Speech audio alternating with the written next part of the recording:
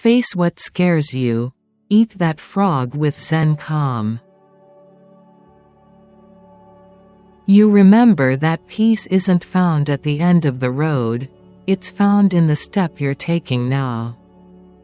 Imagine beginning your day differently.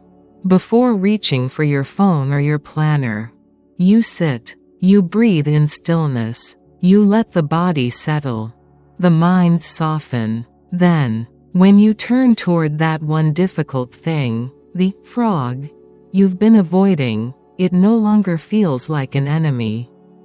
It becomes a mirror. Each mindful breath turns fear into focus, and focus into flow.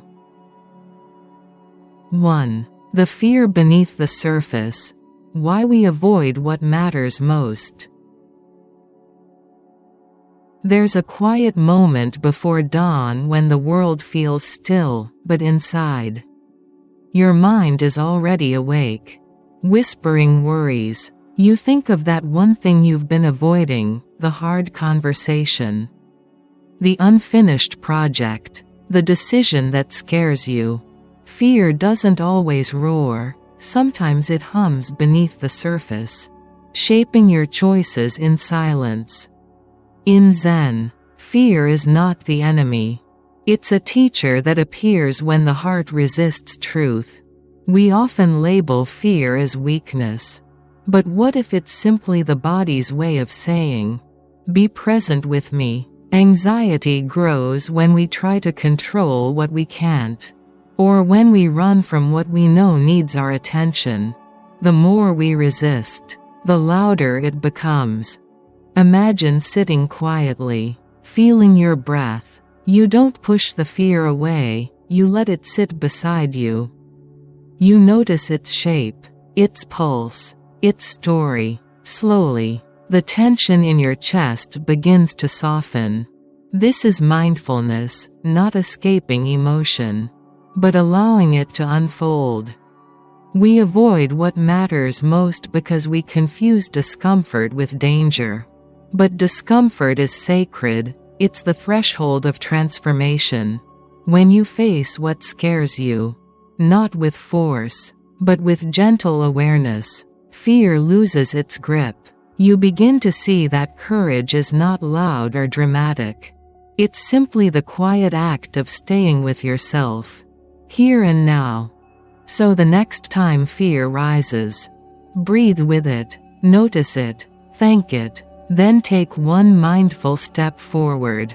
That's how you eat that frog, the Zen way, not through pressure or perfection, but through calm presence. In that moment, anxiety softens into clarity, and clarity becomes peace. 2. Eat that frog, the Zen way, transforming action into presence. We often believe peace comes after we finish everything on our list, when the inbox is empty, the house is quiet, the goals achieved. But Zen teaches something softer, and far more freeing. Peace is not a reward for doing, it's the space you bring into doing itself. Eat that frog. They say, do the hardest thing first. But what if the real challenge isn't the task, but the tension behind it? The racing thoughts, the inner voice whispering, "You're not ready yet." In Zen, we don't fight that voice. We listen, we breathe, and we move anyway, with calm awareness, not pressure. Imagine beginning your day differently. Before reaching for your phone or your planner, you sit. You breathe in stillness. You let the body settle, the mind soften. Then, when you turn toward that one difficult thing, the frog you've been avoiding, it no longer feels like an enemy. It becomes a mirror. Each mindful breath turns fear into focus, and focus into flow. Action without presence leads to burnout.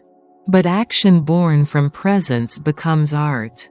You feel every motion, the click of the keyboard, the sound of your breath, the rhythm of completion. The calm doesn't come after you finish, it's within the doing.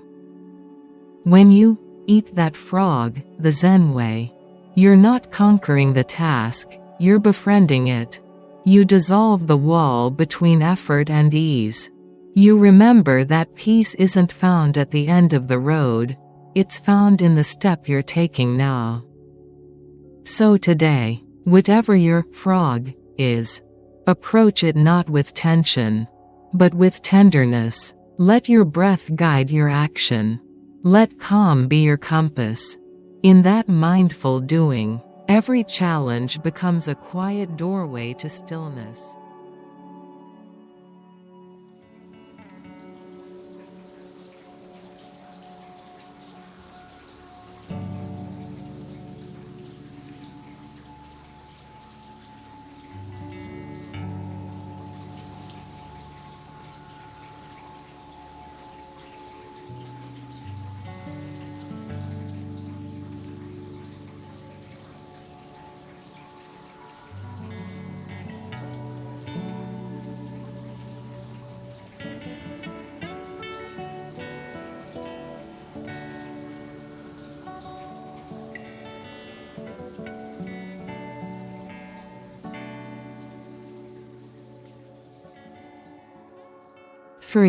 From fear to stillness, the art of sleeping with a peaceful mind.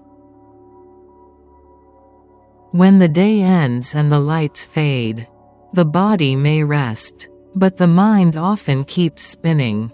Thoughts replay like quiet echoes, what you did, what you didn't do, what you still fear. Yet Zen reminds us, you can't sleep deeply while holding on tightly. True rest begins the moment you let go. Throughout the day, you faced what scared you. You acted with calm presence instead of resistance. Now, as night falls, that same calm becomes your medicine. Each slow breath is an invitation to release the tension in your shoulders, the story in your head, the need to control. You don't force sleep, you allow it. Just as you faced your fear, you now face stillness. In Zen, sleep is not a break from life, it's a sacred return to balance. When you meet fear with compassion and action with mindfulness, the mind no longer needs to stay awake protecting you. It trusts that all is well. The breath deepens, the body softens, and peace quietly rises from within. Imagine this. You're lying in bed. The world's silent. You breathe in calm. Breathe out control. You smile softly at the day, its efforts, its imperfections, and whisper inwardly, "It's enough." That is the moment fear dissolves into stillness. And stillness carries you gently into deep sleep. Healing doesn't come from escaping life, it comes from meeting it fully.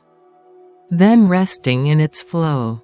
When the heart learns to face fear with calm, every night becomes a quiet homecoming. If this reflection has brought you calm or clarity, remember, the journey inward never ends, it deepens. Subscribe to Buddhism in you and continue walking this path of Zen wisdom. Emotional balance, and deep, healing rest.